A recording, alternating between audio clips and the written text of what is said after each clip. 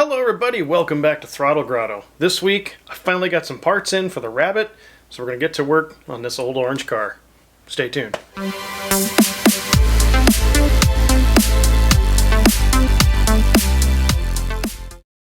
Alright everybody, welcome back. It has been a very busy week here at the shop. Yesterday I spent pretty much all day with a friend of mine that lives here locally, Sergei from Botenko Films, and we were working on one of his projects. He's not really an automotive YouTuber as much, but he does a lot of overlanding and gardening and roofing and all these different kinds of projects.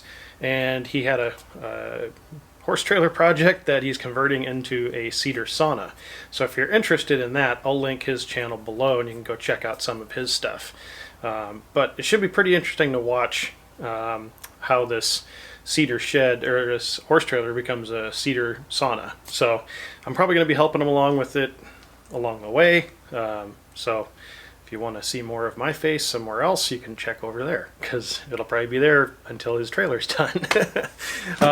But anyway, I got a whole bunch of stuff in for the Rabbit. I finally got in all of these aluminum cooling fittings, which means I can start working on figuring out the cooling system. The most important one is the side water fitting for the cylinder head. The rest of them might not even be used or used somewhere else, I'm not sure. So it's even stamped with a Volkswagen part number, but I highly doubt this is a factory part. But this should help get some of the cooling system issues figured out. I got in my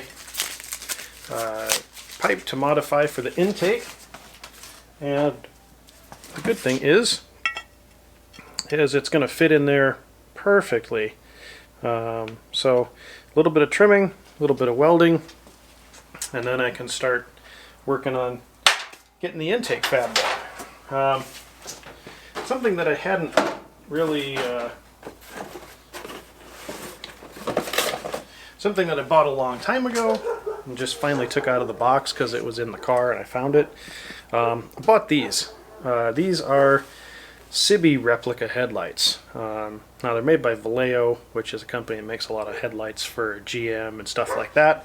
But you can tell they even actually say, I'm kind of surprised, I think Sergei or Vallejo owns Sergei.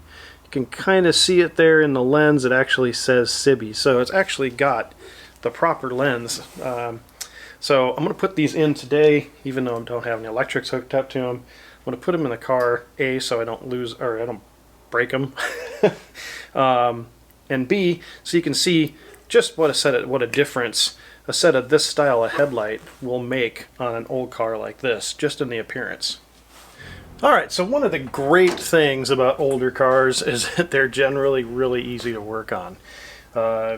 Easy switches to replace or even repair. Usually everything is fairly easy access.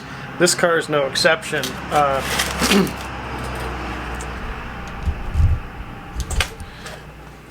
It's super easy to change headlights on these old cars. I'm sure a lot of you already know this.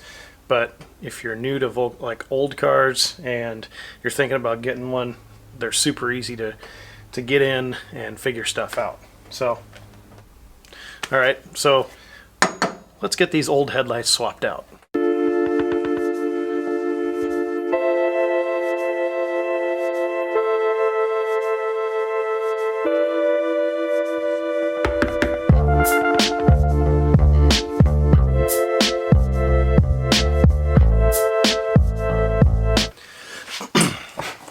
Alright, so there may be one person out there that doesn't understand why I'm swapping these headlights. So I'm going to explain it to that person.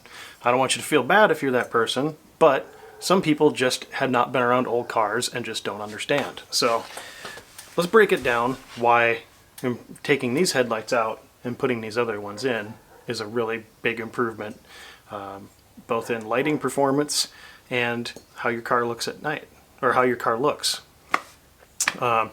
So this is the headlight that came out. It's a standard sealed beam headlight, And they call it a sealed beam headlight because it's sealed. There's no access to the inside of the headlight. When the headlight burns out, you replace it. So you go down to your auto parts store, you pick up a new headlight and swap it out. Easy. So these headlights have a replaceable bulb.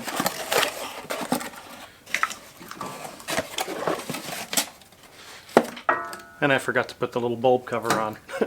But I can just do that from the back. So these headlights also, if you look at the beam pattern on the standard sealed beam headlight, there's fluting in there, but it's kind of haphazard. Well, it's not haphazard, but it's not really designed to put a lot of light on the road exactly where you want it. Now these, if you see right there, it says E2, I believe. E2, the E designation means it's an E-code headlight, which means it's European lighting standard, not the US lighting standard. The US lighting standard was made in like the 60s, and it is designed to illuminate the car, not the stuff in front of you. The Europeans have a completely different view of that, and they made their own lighting standard. So with the fluting in here, I don't know if you'll be able to see it very well, but the way that this beam will project light on the road is that you'll have, from here, you'll have a nice flat line that goes across, and then it's going to kick up a little bit at the side to illuminate street signs, or speed limit signs, road signs as you're driving down the road. So more of your light goes down onto the road or straight ahead as opposed to illuminating everything. So the other advantage is a quick change bulb. So you can buy, I bought these. These are a these are H4, and you can change out the wattage as you see fit. If you're going to put a higher wattage bulb, usually they come with like a 55 wattage bulb.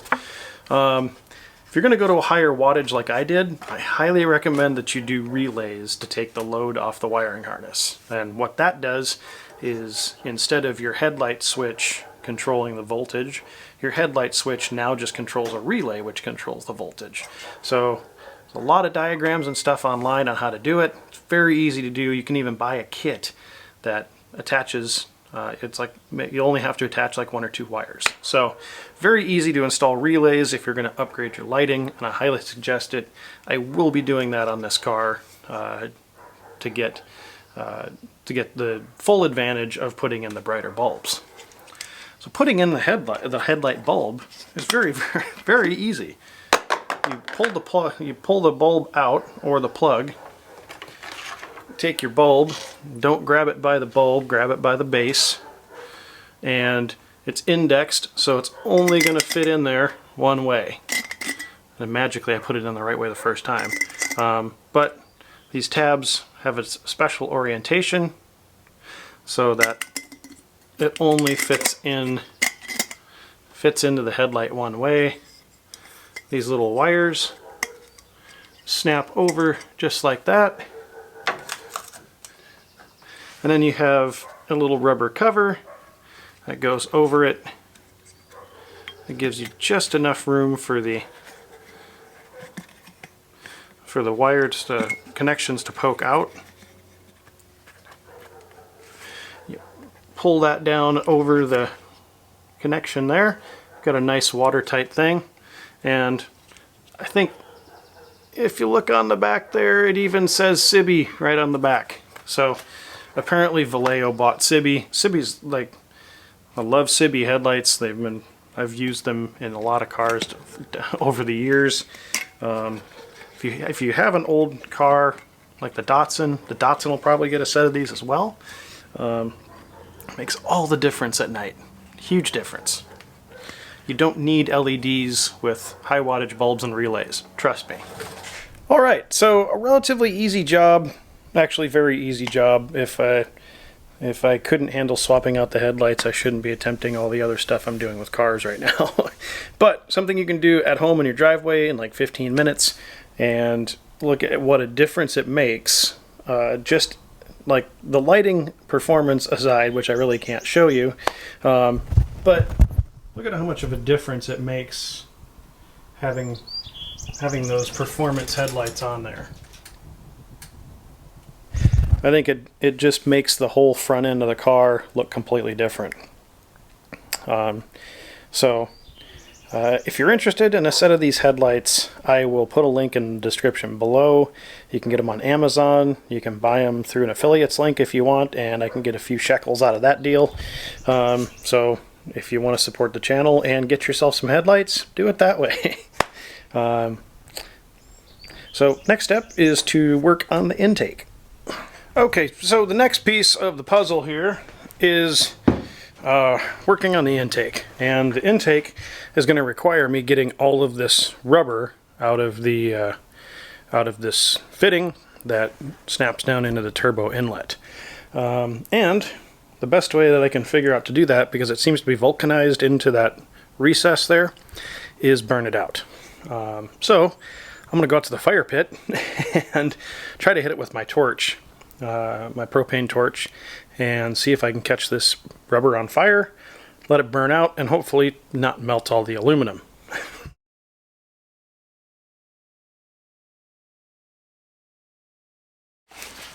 Okay, so I'll say that was a success.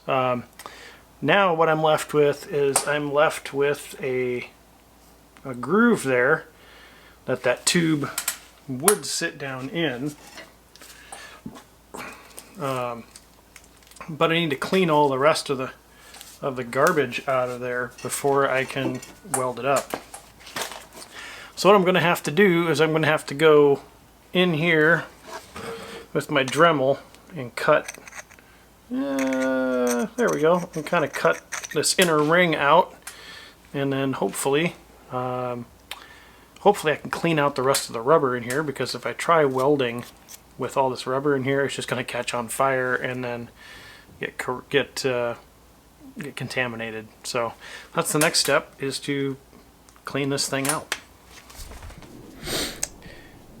Okay, so after monkeying around with this for a considerable amount of time, and figuring out that it actually separates once you cut enough of it out, and then realizing that the diameter difference between the inside of that and the tubing that I'm going to use is just too, I can't sleeve it because there's like 1/10 of a mil difference between the inside diameter of the piece that goes into the turbo inlet and the diameter of the tubing that I have. So after about 3/4 of a beer, I figured out that, well, the easiest solution is sometimes the simplest, and that I can just put this 2 1/4 tubing right into this ABD inlet. So that is what I'm going to do, and then I'm going to order up a 45, maybe 2 45s, so that I can bring it parallel to this, and then I'm going to do a 90 for the cone filter and put the cone filter like right here. And I still have to put on a port for the wastegate, and I think there's one. This is the rubber tube. There's a port for the wastegate. I don't remember what the other port's for, and then there's a little vacuum port on the bottom. So I might have to come up with some aluminum tubing to weld to that to put on the wastegate. I have, for this blow-off valve, this is a nice one, Turbo XS blow-off valve. Might sound kind of cool, but I gotta weld in a port for that. So regardless, I gotta order some more tubing, but I found a solution to it, and now I can move forward with that stuff. So I'll be ordering some tubing tonight. Hopefully it shows up in the next couple of days, and then I can start chopping and welding this intake to get it where I want it. So unfortunately that means I'm out of material, not necessarily out of time.